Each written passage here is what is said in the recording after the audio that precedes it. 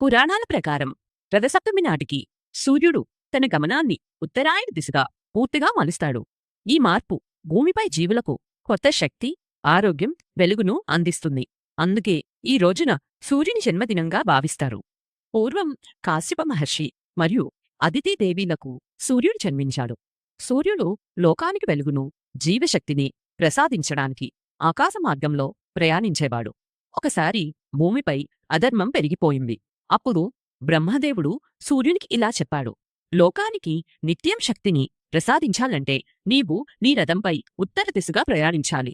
అప్పటినుంచి 7 గుర్రాలు కలిగిన రథంపై సూర్యభగవానుడు ప్రయాణం ప్రారంభించాడు. సూర్యుని రథానికి ఉన్న 7 గుర్రాలు 7 వారాలు, 7 రంగులు, 7 లోకాలు, 7 శక్తులకు ప్రతీకలుగా పురాణాలు చెప్తాయి. ఈ రథమే కాలచక్రాన్ని నడిపిస్తుందని విశ్వాసం.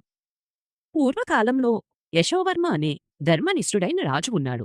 అతనికి అపారమైన రాజ్య సంపద ఉన్నా సంతానం లేకపోవడం అతని జీవితంలో పెద్ద బాధగా ఉండేది. అనేక యజ్ఞాలు, దానాలు చేసినా ఫలితం దక్కలేదు.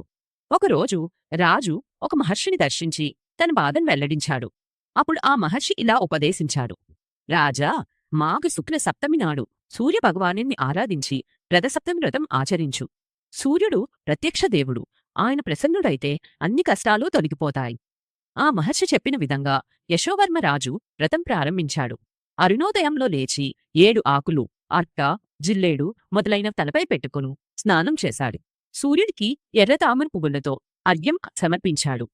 ఓం ఆదిత్యాయ నమః అంటూ సూర్యనామ స్మరణ చేశాడు. సూర్య నమస్కారాలు చేసి బ్రాహ్మణులకు దానం చేశాడు.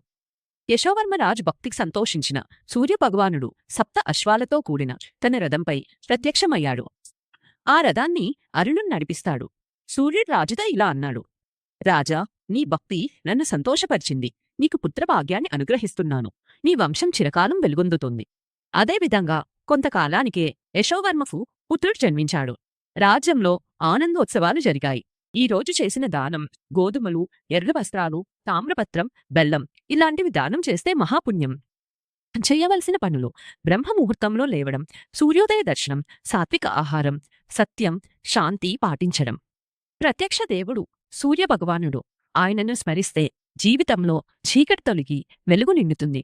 ఓం సూర్యనారాయణాయ నమః. సూర్యదేవో భవ, ఆరోగ్యదాతా భవ. మీకు ఈ వీడియో కనుక నచ్చితే లైక్ చేయండి. ఇలాంటి మరిన్ని కథల కోసం మా ఛానల్ని సబ్స్క్రైబ్ చేయండి. ఓం సూర్యదేవాయ నమః అని కామెంట్ చేయండి. Thank you for watching.